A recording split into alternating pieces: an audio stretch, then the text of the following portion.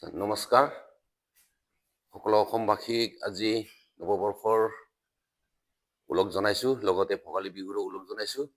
আজি আমাৰ সদৌ ৰাভা কৃষ্টি সন্মিলনৰ সংবাদমেলত যিসকল সংবাদ কৰ্মী বা সংবাদৰ অনুষ্ঠানে আহি ইয়াত উপস্থিত হৈছে সকলোলৈকে আন্তৰিক অভিনন্দন জ্ঞাপন কৰিছোঁ।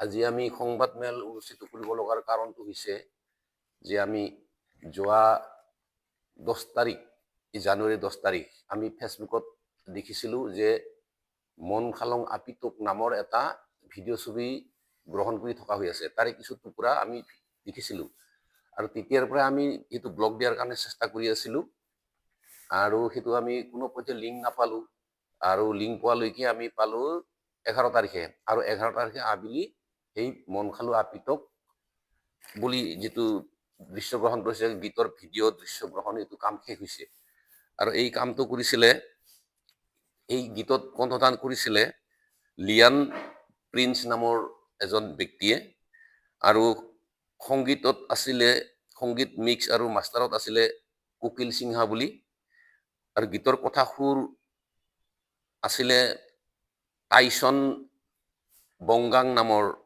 ব্যক্তিজনে। তাৰপিছত এই গীতৰ যি এটা নৃত্য তাত শ্বুটিং কৰিছে, তাত নৃত্য পৰিচালক হিচাপে আছিলে বিমল বৰা আৰু তেওঁৰ সহযোগী হিচাপে এজন আছিলে, তাৰপিছত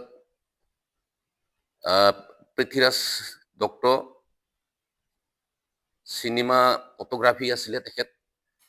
তেনেদৰে তেওঁলোকে ভিডিঅ'টো শ্বুটিং কৰিছে। আমি দেখিলোঁ ভিডিঅ'ত গীতৰ স্থায়ীৰ পৰা মাজে মাজে আমাৰ ৰাভা গীতৰ চাথাৰ গীতৰ কিছু চাউণ্ড, শব্দ, সুৰ সংযোজন কৰিছে। স্থায়ী যোৱাৰ পিছত যিটো অন্তৰা আহিলে, প্ৰথম অন্তৰাৰ শেষ হোৱাৰ লগে লগে তাত মানে যিটো মিউজিক আছিলে, সেই মিউজিকত আমাৰ ৰাভা জনগোষ্ঠীয় অতি পৰম্পৰাগতভাৱে প্ৰচলিত হৈ থকা ৰাভা জাতীয় উৎসৱ বাইশৰ লগত সংগতি থকা এটা এই চাথাৰ নৃত্যৰ যিটো এটা অংশ আছে, তেনেধৰণৰ এই চাথাৰ নৃত্যত ডেকা গাভৰুসকলে যিটো গীত কৰে, নাচে, সেই গীতৰ আধাৰত তেওঁলোকে এই মিউজিকটো গাঁঠিছে। তাত কোৱা হৈছে, অ চেংৰা গাভৰুকাই আত ইনা নামা, অ চেংৰা গাভৰুকাই আত ইনা নামা, এই খণ্ডটি গাইছে। গীতটো গোৱাইছে ঠিকে, সুৰো আছে ঠিকে, কিন্তু তাত যিটো নৃত্য সংযোজন কৰিছে পুৰুষৰ দলে বিভিন্ন ভংগীমাৰে অতি উদ্দাম নৃত্যৰে তাত নৃত্যৰ যিটো দৃশ্য গ্ৰহণ কৰালে, সেইটোত আমি ৰাভা জাতীয় হিচাপে ৰাভা জনগোষ্ঠীৰ বিভিন্ন জাতীয় সংগঠন আছে, প্ৰত্যেকটো জাতীয় সংগঠনৰ ফালৰ পৰা মানে অসন্তুষ্টি প্ৰকাশ কৰিছে আৰু আমাৰ ৰাভাসকলৰ বিভিন্ন সমাজ সন্মিলন আছে, এই সমাজ সন্মিলনৰ বিভিন্ন ফালৰ পৰা তেনেধৰণৰ অসন্তুষ্টি হোৱাৰ আমি বাক্য পাইছোঁ, তেনেধৰণৰ কথা আমি পাইছোঁ বা এনেধৰণৰ মানে অসন্তুষ্ট হোৱাৰ বহিঃপ্ৰকাশ আমি পাইছোঁ। আৰু আমি সদৌ ৰাভা কৃষ্টি সন্মিলনীয় এই ক্ষেত্ৰত সন্তুষ্ট নহয়।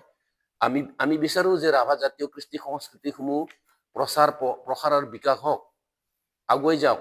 কেৱল ৰাভাই যে ৰাভা জাতিৰ কৃষ্টি সংস্কৃতি বিকাশ কৰিব আমি তেনেকৈ ক'ব নোখোজোঁ, অন্যজনেও কৰক, কিন্তু নিয়ম বহিৰ্ভূতভাৱে মানে অশৃংখলভাৱে তেনেধৰণৰ উপস্থাপন কৰাটো আমি কামনা নকৰোঁ। আৰু সেয়ে আমি এই প্ৰেছ বিবৃতিৰ যোগে আমি এই বিশেষকৈ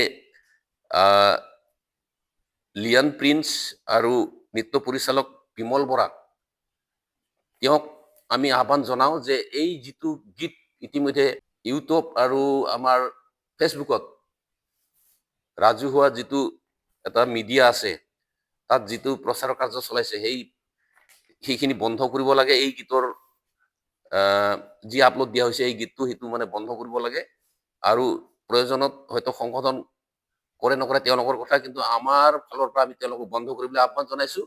আৰু এনেধৰণৰ বিকৃত ৰূপত যদি আমি এই ভিডিঅ'টো পাই থাকোঁ, তেনেহ'লে আমি কেৱল এই প্ৰেছ বিবৃতিয়ে নহয়, আমি চৰকাৰী যি আইনী ব্যৱস্থা আছে সেই আইনী ব্যৱস্থা লৈও আমি আগবাঢ়িবলৈ বাধ্য হ'ম। আৰু সেয়েহে তেওঁলোকক, যিসকলে এই ভিডিঅ'টো আপলোড দিছে বা প্ৰযোজনা পৰিচালনা কৰিছে, সকলোলৈকে আমি আহ্বান জনাওঁ আপোনালোকে যেন এই ভিডিঅ'টো কাটি দিয়ে আৰু সংশোধন কৰাৰ পৰিকল্পনা আপোনালোকৰ কৰে নকৰে আমি নাজানো, কিন্তু আমি আহ্বান জনাইছো আপোনালোকে এইটো আপলোডৰ পৰা কাটি দিব লাগে। আৰু যদি তাকে নকৰে আমি অৱশ্যে নিশ্চিতভাৱে আইনীগত ব্যৱস্থা ল'ম। আৰু এই নৃত্যত যিসকল ৰাভা ব্যক্তি, পুৰুষো আছে মহিলাও আছে, যিসকলে কণ্ঠদান কৰিছে সেই চাথাৰ গীতত, যিসকলে সেই গীতত ৰাভা ব্যক্তি হৈ ডেন্স কৰিছে, যিসকলে তেওঁলোক এই ভিডিঅ' বনোৱা কাৰ্যত ৰাভা ব্যক্তি হৈ সহায় কৰিছে, সহায় কৰাৰ পিছতো এনেকুৱা ভুল কৰি নিজৰ ভৰিত নিজে উঠাৰ আঘাত কৰিছে, তেনেধৰণৰ ৰাভা ব্যক্তিসকলকো আমি সদৌ ৰাভা কৃষ্টি সন্মিলনৰ তৰফৰ পৰা সংশোধনী হ'বৰ বাবে বা সঠিক কামত অগ্ৰসৰ হ'বলৈ আহ্বান জনাইছো। অন্যথা তেওঁলোকৰ ওপৰতো সদৌ ৰাভা কৃষ্টি সন্মিলনে ব্যৱস্থা লোৱাৰ প্ৰয়োজনীয়তা আহি পৰিলে নিশ্চয় ব্যৱস্থা লোৱা হ'ব। আৰু এইখিনিকে আমি প্ৰেছ মিডিয়াৰ যোগেৰে আহ্বান জনালো।